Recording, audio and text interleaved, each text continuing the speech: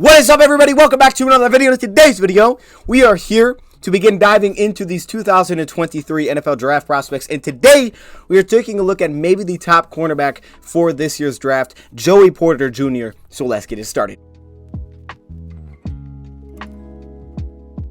Welcome, everybody, to another video. Glad you guys are here. And yes, man, I'm excited for this, man. It's that time of year. It's draft time. And I'm excited for this as usual. Last year, I mean, it's the most fun part. It really is. I mean, the season is amazing. That's the best, of course. But for all season, there's nothing that matches up with the draft. Now that means we're going to start to dive into some of these draft prospects. Now, as you guys can see by the title, I'm titling this like First Look or something like that.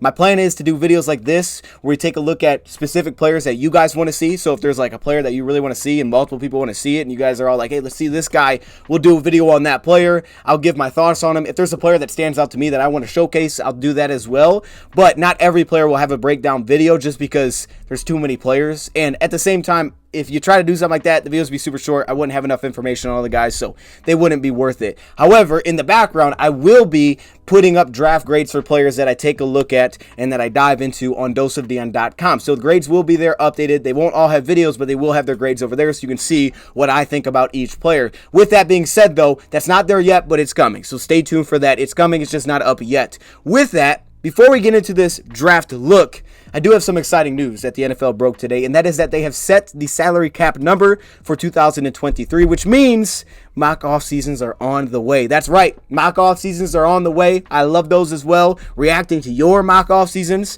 And now that we have the salary cap number set, this can officially really happen. Now, it's a little bit lower than what Over the Cap projected last time we did our salary cap breakdown video, but it's not much different, actually. Over the Cap projected it at $226.158 million. However, NFL has put it out there that the salary cap is going to be set at $224.8 million, which is a $16.6 million jump from last season. Projected to be over $220 million. It is. It's a little bit less, which means the salary cap that we have is a little bit less than maybe what Over the Cap projected. We're talking in the range of $13.85 million, and our effective cap space, according to Over the Cap, looking at about $2.5 million. And again, we'll dive into that when we do the mock off seasons and things like that in free agent videos. But that's exciting news because now it opens up the world of possibilities for us. However, with that, we're going to take a look at a draft player today, or a draftable player today, a guy that declared for the draft, opted out of his bowl game to declare for the draft, and a player that is at a position that we know we're going to probably address pretty high. And on top of that, it's also a guy that's been getting a lot of hype.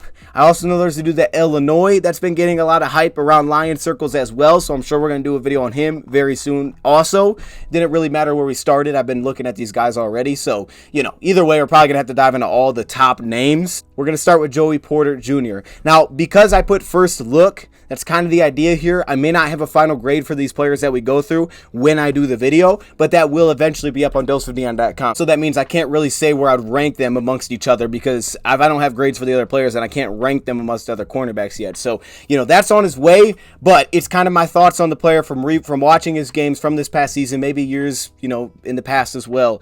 And that's what this video is going to be. So I'll try to keep it somewhat short, but there's a lot of things that we're probably going to want to touch on in these videos. So let's do it. Joey Porter Jr. Let's do a quick little background here. So you can see Joey Porter Jr., about 6'2", a little bit under 6'2", 198 pounds is what he's listed at. Now, remember, he hasn't been at the combine or anything like that where we're getting measurements from these players, so we don't know how long his arm length is. We don't have those measurements yet. We don't know his 40 time. We don't know those type of scores. However, his arm length is reportedly, I heard from one source, 35 inches. I don't know if that's true. That's massive. That's like Trayvon Walker arms. I don't know if it's that, but he does have long arms. You can see that from watching him. And then statistically, I put some of his numbers up there. It's usually really weird trying to get cornerback stats, but shout out to SIS. They got some here, as you can see. That first row is his stats on the season in coverage this past year. 261 coverage snaps he played in. Definitely rotated in and out with Penn State. They rotated different corners in, especially when the games kind of got out of hand. So they rotated plenty there, but you can see only allowing 12 receptions on 22 catchable targets. Okay, that's not every target, that's just catchable targets for 108 yards. He did give up 0 touchdowns. He also had 0 interceptions. We'll discuss that. You can see he had 2 dropped interceptions, 10 passes defended, and 2 pass interferences called against him. Now, the biggest thing that stands out with those numbers, and you see when you watch him, is really consistency there. There's a lot of times and there's long stretches where he just does not get targeted, which is kind of awesome. He doesn't give up up a lot of yards, but he also really doesn't get targeted. And there was a massive stretch there this past season where teams just didn't throw the football towards him. And then there was a game like Purdue, which felt like the outlier, where it was like, oh, they're going at him. And there was some good and there was some bad in that game. Then you also take a look in his man coverage stats. Of course, I have to do that with how much man coverage you play, and I anticipate the Lions are going to be eyeing a corner that can play some man coverage because that's what Aaron Glenn wants to do. So with that, his man coverage stats, meaning player playing either in two-man, cover 1, or cover 0, was 108 coverage snaps. And you can see the statistics. He allowed 10 receptions on 18 catchable passes, or 24 targets as a whole, which is well less than 50%. You can see 92 yards allowed, less than 100, 8 passes defended, probably the stat that sticks out most there to me, that in man coverage, and that's not including like goal line man coverage in that category or combination coverage, but just those types, those subsets that they break it down into at SIS. 8 passes defended, which ranks tied for 15th in college football this past year, and only allowing a 52.8 pass rating in those coverages. And again, the 2 pass interferences came in those 2 coverages. And then I also put some of his zone coverage stats on there as well, from cover 2, cover 3, cover 4, and cover 6, just those 4 coverages. 4 receptions allowed on 6 targets, 88.2 passer rating. And then finally at the bottom there, no, that looks completely random. It's like, why does it say appendicitis? That's something that he dealt with this past year, according to their head coach, and he missed the game against Maryland, so I thought I'd throw that in there for the injury background, but it was a non-football injury, as he clarified. So with that, just a little bit of a background on Joey Porter Jr. Now I want to give you some thoughts on what I saw from watching this player. Joey Porter Jr. is a very experienced cornerback coming out. This is a guy that definitely shows some polish within his game, but he started a ton of games with Penn State, meaning that he redshirted as a freshman, and then in his redshirt freshman season, he played in 4 games. After that, in 2020, appeared in 8 games, started all 8 of those. Going forward, 23 games between his junior and senior seasons, and he started in all 23 of those games. So a little bit of an older prospect, I guess, coming out here of Penn State at 22 years old, but you also see him develop some of the polish within his game. Technically, he's probably a little bit cleaner than some of the other cornerbacks I've taken a look at. And while I don't necessarily see the most athletic upside as some of these other guys in terms of movement skills, in terms of twitch, some of that has to go with his build, but you also see a lot of polish within his game, where yeah, he still has things that got to be improved in terms of consistency, but you also see a lot of good within his game, and you feel really good about what you see of the player and what you're going to get out of him. And I think that speaks to the stats that he's allowed, because you kind of know what you're going to get game in and game out. I think you can compare that to a guy like Amani Oruwariye, and actually I think they had a lot of similar measurables. They obviously both went to Penn State. You can compare him there in a sense that when Amani came out, I believe it was his senior season where he first started like really kind of jumping onto the scene, starting games. Joey Porter Jr. a little bit different there, had a lot of starts throughout his career with Penn State, got a lot of action on the field, so I think you saw him improve from 2021. He looked a little bit quicker in 2021. His athleticism looked a little bit better. In 2022, you saw him improve throughout the year and saw how different teams attacked him and how he adapted to that on the fly through games. Let's start with something that I love in his game, and obviously he has to build for it. When you're talking about a guy that's 6'2", almost 6'2", almost 200 pounds, his length is outstanding. Again, I don't know what his arm length is going to be. He's got big hands. He has the build for a press outside cornerback, a man press outside cornerback, which schematically would obviously fit into what the Lions want to do. We came in, I broke down the cornerback position. I said I think the Lions have to go find a starting outside cornerback. That needs to be their vision. That can be however they want it to be. But from the sense of schematically, this would probably be a guy that would fit into that, because when I watch him, beyond just what Penn State did, Penn State played him in a lot of press man coverage, I also thought his skill set best worked for press man coverage defensively as well. So it makes a ton of sense there. And I think he's thrived a little bit more with inside leverage than playing outside leverage or playing straight up at the cornerback position, because he usually could protect some of those inside releases a little bit better. And we're going to discuss that because there's still things that are hit and miss. Bring up inside releases because we're going to talk about good and bad here. Let's start with the press coverage that I think is the main part of his game, because that's a majority of the time what he was doing with Penn State. When you take a look at it, one thing that I didn't love is I thought, there was a spot that he was beat most consistently off the line was a lot of those inside releases, the slants, for example, where according to SIS, he gave up 5 completions on 10 targets on those routes. And I think they can happen for a myriad of reasons. One of those reasons being, I take a look at the Ohio State game where you see him kind of get a little bit over his toes and he stops sitting down. And that's one thing. Again, being 6'2", it's got got a great benefit. It's got great length. It's awesome at the catch point, but there's also the downside of the fact that he's a little bit more high cut, and he's really got to work to make sure that he continues to sit, especially against some of those quicker, shorter receivers that he gets matched up with on the outside. Because if he pops up a little bit, starts to lose his stance, that's all that it takes for an NFL quick receiver to get that step that they need to beat him inside. And that's probably the spot that you saw him beat most. That wasn't the only way that took place. We'll jump into that in a second, but that's one of the things that keep in mind as we go through this. Now, what I like about him from press is he uses very short step with very patient feet for the most part and ready hands. Okay, all those things tie together for him. Now, with the patient feet, here's where I would say there's some hit and miss here for him, and I would say sometimes that gets him into issues as well, giving up some of those inside releases, or when he's playing, for example, inside or outside leverage, and he gets a little bit too overcommittal to protecting that leverage when necessarily he doesn't need to off the release to protecting that, and it just takes a little bit of a false step because he doesn't have the most explosive twitch or acceleration or burst or pop off the line where he can kind of just quick twitch with you and match. It doesn't really matter if he messes that up. You get a guy that can be beat at times underneath because he just takes a little bit of too much of a step, overcommits just a little bit too much, and then he's beat on some of those inside breaking routes, which again I feel like happens most towards the inside rather than the outside, which is why right now, from a consistency standpoint, I feel like you get more consistency when he's lined inside leverage, patient feet, and then control the route towards the outside, towards the sideline. I think that's where you look at a guy that's more consistent right now in coverage. But what I like is how he uses very short steps, pretty much for the most part, very patient feet, and that allows him to match with a lot of different releases. And I thought a great game with Marvin Harrison Jr. from Ohio State, right? One of the most hyped receivers when he comes out of the draft. But when you take a look at that matchup, some of those hesitation releases, trying to get on top, he can match with many different releases when he continues to stay patient. I thought he really saw him trust his technique and footwork through the 2022 season, even through games. I thought Purdue was the team that went at him multiple times. They said, hey, we're going to attack you on the slants, and then all of a sudden he started to battle back, and he's like, hold up, I'm still here.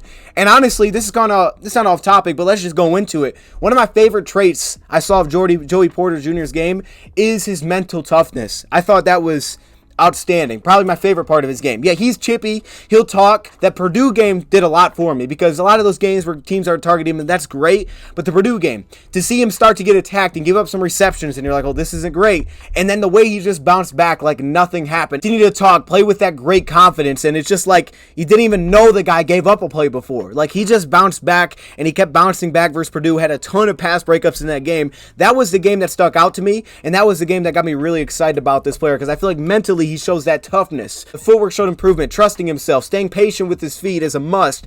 But I also think at the same time, you took a look at a guy there that mentally showed a ton of toughness and the willingness and ability to just bounce back like nothing happened. And that's huge for a cornerback, as we know. Speaking of that, I said he has ready hands, and this is a big part. There are times where you'll see him not get his hands up quick enough, and you'll see him kind of start to get lazy with him and drop him down, and it gets him into a bad spot, and they're late, and he misses a stab or whatever he's trying to do off the line of scrimmage. But for the most part, he plays with pretty ready hands. Hands are up pre-snap, and they're right there. He sticks them right there in your chest, and it allows him to really utilize that stab, as that kind of sets up the entire coverage rep for Joey Porter Jr. He kind of plays through that entire beginning of the route, especially if he's trying to use his hands off the line of scrimmage. So occasionally you will get some hands and stabs that are a little bit high, a little bit higher on the pads, a little bit more up here. They're not as accurate, too high in press coverage, and he has to make sure that he continues to sit down throughout the route. To the point that I made earlier about talking about a little bit overcommitting, especially when he's playing some leverage or just overcommitting a tad off the line, it doesn't take a lot there, but some of this, that weight shift balance and the weight shift that you will see, that's all that it takes, and that's all it will take in the NFL. I mean, we saw some of those routes that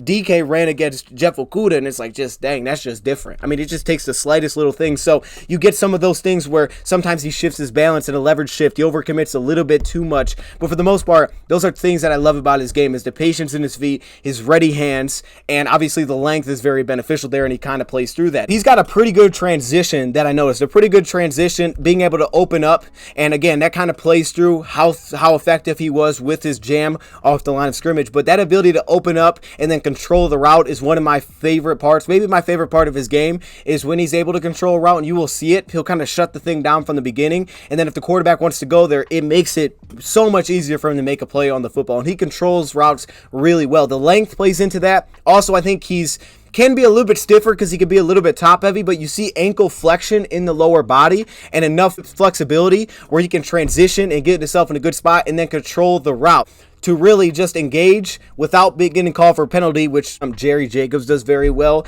but he does this extremely well. And then on top of that, you have also the length and all of those things that play into it, which makes it a very tough. So once he controls the route off the beginning, at that point, it basically shuts down the route completely. Now, Central Michigan, he just dominated. That's another thing that I liked, right? When you go through his opponents, you're watching him play these different teams, and you see Central Michigan, I go to that one, I'm like, I'm hoping he dominates. And I was like, okay, yeah, this clearly looks like his best game. Shutting down receivers off the line, which you didn't see as much in other games, but there was not even a route ran sometimes. So that was great to see. But when he controls the route off the line and he wins at the line, he can shut down the whole thing after that, and there's really not much that happens afterwards. The quarterback tries to attack him. More often than not, he's going to then end up making a play on the football. Now, continuing through the stem of the route, I love how, again, he uses those short steps, and one of the things that surprised me the most about him is the body control and ability to change speeds through the stem. It was very weird. I didn't necessarily anticipate that. You wouldn't think that if you thought what would his weakness be. He has some of that ability to kind of stop and start, change speeds. If he gets himself in a bad spot, in weird spots, his ability to kind of slow himself down. You saw this against Ohio State. You saw it on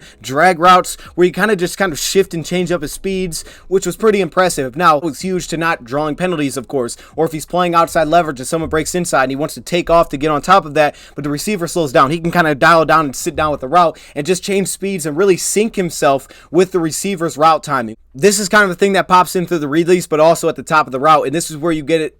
I would say too much separation that you get created here is at the top of routes when guys kind of just create a little bit too much space, where in the NFL, those tight window throws are the throws that you're going to see a lot. Well, for Joey Porter Jr., you have a guy that can pop up a little bit when you get to the break point. At that point, there is too much separation that I would say that he gives up on his routes at the top of a route at the break point as he starts to pop up in his pad level. And then at that point, he's way easier moved off his spot. And now all of a sudden, the receiver creates just enough space. Now, his length helps to that, but he also doesn't show that kind of twitch where if you had, for example, if you have Mike Hughes, right, when Mike Hughes does it, he gets pushed off the top of the route a lot. Not as, Joey Porter doesn't have that happen as much, but he also has that quick twitch to kind of get back in phase very quickly. For him, it's not that quick.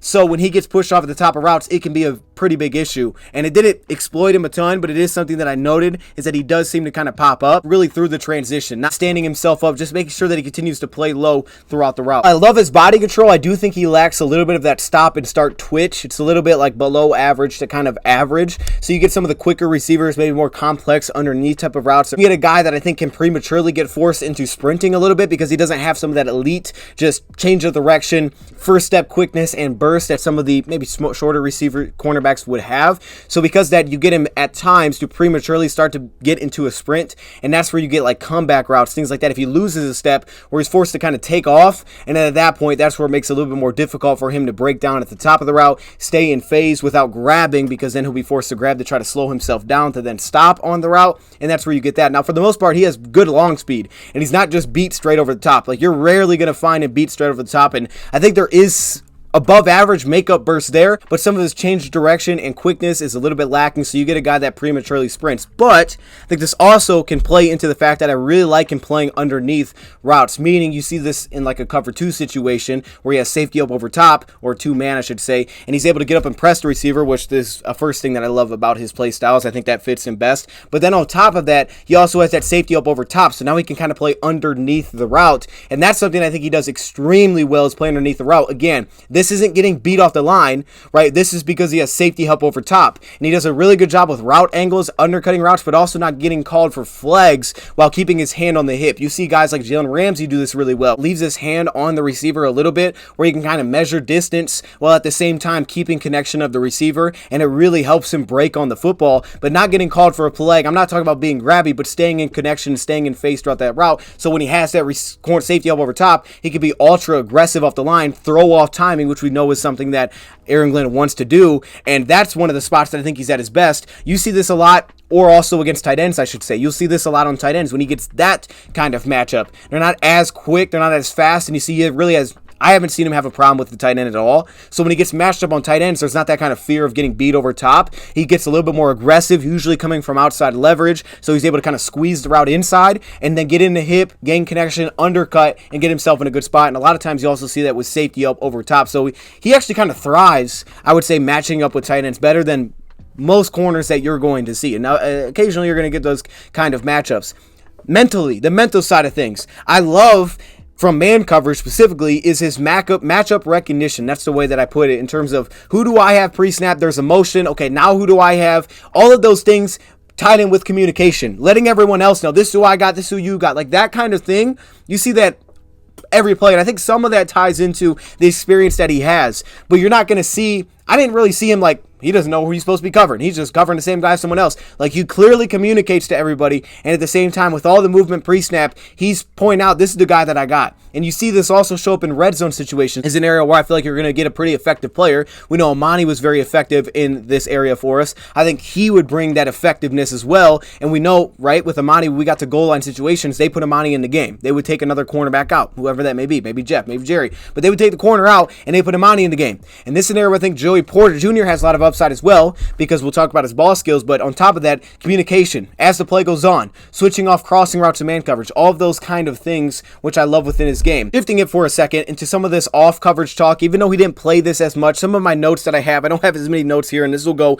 a little bit more into when I give the final grade. A couple things that I noticed. First thing is that I think you get a guy that sometimes needs to be a little bit more aggressive, give up a little bit less ground than he does. I understand he's not, again, he doesn't have the elite makeup burst or elite long speed, but it's good, and I think he could be a little bit more aggressive at times that he is. There's one, I think it was Ohio State, that sticks out immediately, is where he gave the first down, giving a little bit too much space, but also at the same time, he doesn't have that elite click and close either. You'll get a guy that is forced to kind of drop a little bit more. Again, he plays a little bit higher, right? So being able to consistently stay low will help him, and you don't always get that, but at the same time, from off coverage, right, he's playing a little bit higher, he could be forced to kind of sit and then react. Just a little bit, kind of a sit and then react, which can get him, make him just a split second late. What I really like from his off coverage is he's very disciplined, and there are a lot of times where quarterbacks will see it and be like, I'm not throwing that. I'm not throwing it that direction. But at the same time, you get a little bit of kind of just a subtle, just half second where it's like before he's able to break down, and a couple times you'll get him just a tad late.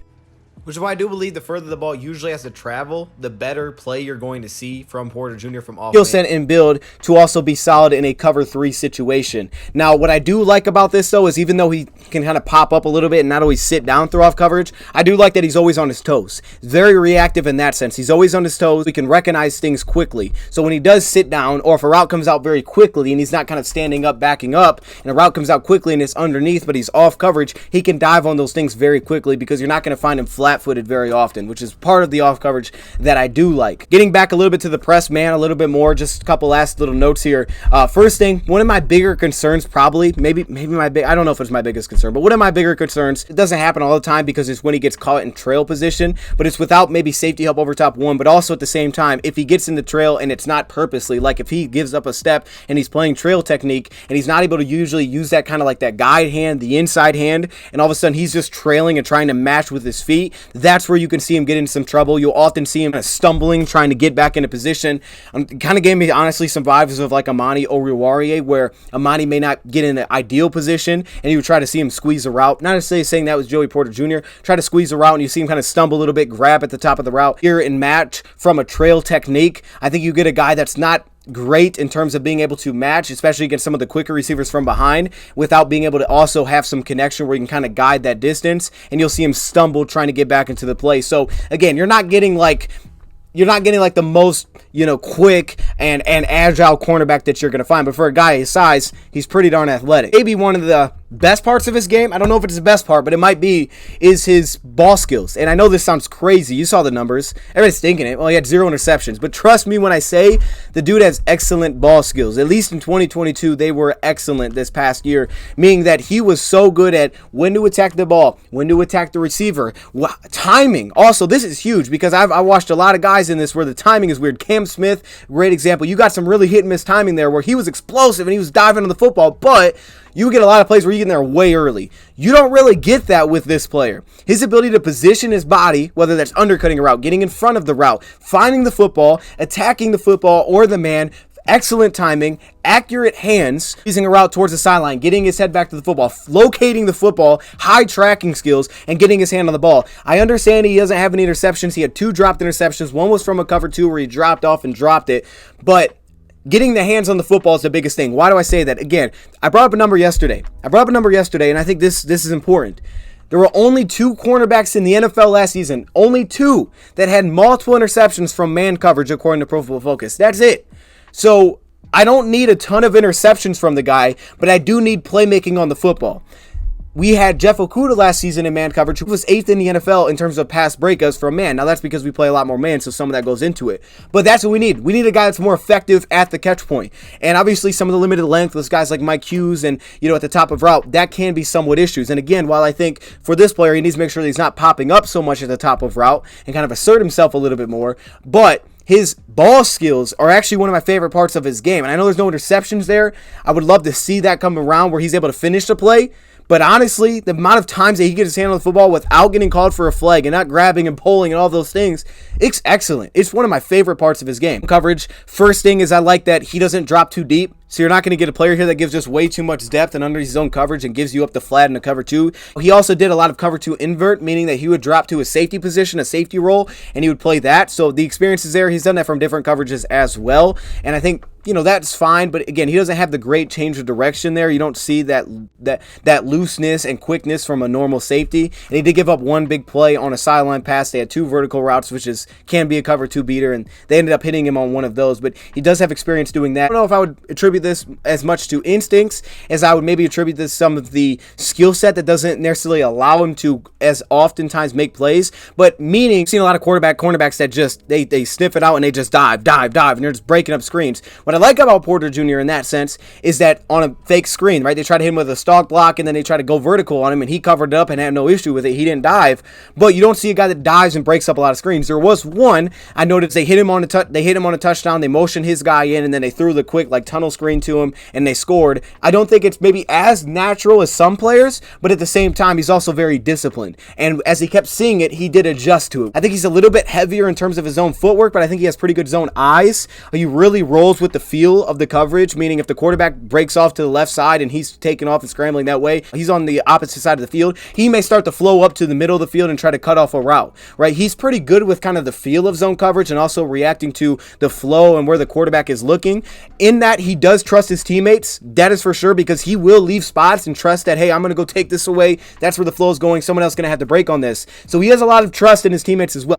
Now, I do have one knock, and that comes with route recognition in zone coverage in terms of the holes of the zone. And if a team has a route that's going to naturally find the hole in that zone coverage to kind of break out of his zone spot and work to that hole in zone, he will flow with the quarterback, but not necessarily take away those routes that are unnaturally going to beat that zone coverage, which is a good thing. And usually I didn't see they gave a big play because he moved out of the spot, but he does move, which is nice. You don't like a guy that just sits in his zone and doesn't move. That's not helping us. You need to flow with it a little bit. For the most part, I thought that he had a good enough zone eyes to make that thing work. And then finally in the run game, just a few notes here. I think the knee bend shows up. He's not a natural low to the ground knee bender, which at times you will see when he tries to make a tackle, kind of reaching out. He'll end up going down to one knee and then kind of reaching. At that point, you lose all your force and he can just get ran over, trucked, give up the first down, limit yards after the tackle. So that's one thing as well. He can play a little bit high in that sense. So usually he's kind of leaving his feet. Now he does have great length, which means that you got a guy here that tackles pretty well and he covers a very wide radius, consistently wraps up through his tackles. It's just more so kind of the velocity that you're going to consistently get because he doesn't have that natural leverage knee bend that you're going to see. And then in terms of blitzing, he did blitz a pretty good amount. He doesn't really go through the pass protector, he more so kind of works around, so he has a little bit of change of direction and sidestepping ability, which shows up in coverage as short steps where he has weird body control for a guy at this size. It probably shouldn't be this good, but he can kind of sidestep running backs and tight ends that come up to him and get a step and sometimes get a sack that way. And also at times if he notices I'm too far away, I'm not going to get there, he doesn't just take off blindly. He'll slow down and try to get his hands in passing lanes as well. So I think there's good awareness there as a blitzer. He just doesn't really win through guys, and if he is picked up, the blitz is probably going to stop right about there. Again, back to the zone coverage point, because I think this ties in. I think one thing is you like his leverage. I talk about screens. In terms of like diagnosing and diving and breaking up screens at the catch point, sometimes you don't get that, but you do get a guy that diagnoses what the feel is. So, okay, I need to get outside to squeeze this thing back in. He feels that. He gets outside quickly and sets up leverage really well there. And I think you see the same thing when block shedding as well. As a block shedder, you get a guy that I think brings value in terms of his length, his ability to lock out, his ability to set leverage in through the block and then also not let the runner go that direction. But with that, he doesn't doesn't shed extremely consistently. I think his hand placement is probably the biggest thing to that. I think you also do get a guy that at times seems to kind of have lapses in awareness in terms of where his help is. Meaning like, okay, do I have the outside here? Not through a block, but do I have the outside, and then maybe getting a little bit too aggressive? Or, okay, is there a guy outside so I can shoot? Like, sometimes I think there's lapses in awareness of where his help is and how we can adjust his run defensive style based on that. Overall, man, I think Joey Porter Jr. is a really good athlete for a guy at his size and his build. It's very strange. He's pretty polished up. I think he's best fit to be an outside press man coverage corner. Right now, he looks best from inside leverage. He's going to have to improve, being a little bit more patient with his feet, which I think has shown improvement, so that's great. But also, on top of that, there are a little bit of limitations, but it's also kind of what you anticipate with a guy that's size. I mean, there are some limitations in terms of quickness and things like that. But at the same time, I think he's best suited for a guy that can press and play man coverage. And I think you just saw a lot of the polish kind of develop throughout his game. But it's very important that he stays connected through the route. But if he does, if he gets that control of a route, he basically shuts down the route completely. So I'll get my final grade, and I'll put that up on the website when I have it, and I'll break down like how I grade it. But that'll be on the website. Point is, though, early thoughts, he looks like a starting outside cornerback to me in the NFL. That's kind of how I'm feeling about this one. I'm not completely sure I want to rank him amongst others, but that's kind of the sense that I get. Flexibility wise, in the slot, you can match him up with bigger receivers, but I don't think you necessarily want to do it with the smaller, quicker receivers. And on top of that, if you're going to do it, you're going to want to impress and not play off coverage against a quicker receiver, because drags and crossing routes, sometimes they can kind of just leave him behind. He can't always keep up with that straight line speed. So, yeah, I mean, this is a guy that's, the length is probably the most exciting part for a Lions fan. If you're thinking of what we needed last year to add to a press man coverage corner, is I talked about tools. If you're going in the draft, it's great to have tools, and there's polish to his game. So there's also ball skills. So he gives you both. He gives you tools and ball skills that, again, you would kind of expect for a guy that's going to be drafted high and also has this much experience, but he definitely doesn't disappoint in that category. Let me know your thoughts in the comments below. Thank you, Prop, for watching. Who do you want to see next? Also, DoseOfDion.com. Grades are not up there yet, but they will be up there. So maybe by the time you're watching this, maybe they are. Thank you, Prop, for watching, and I'm out.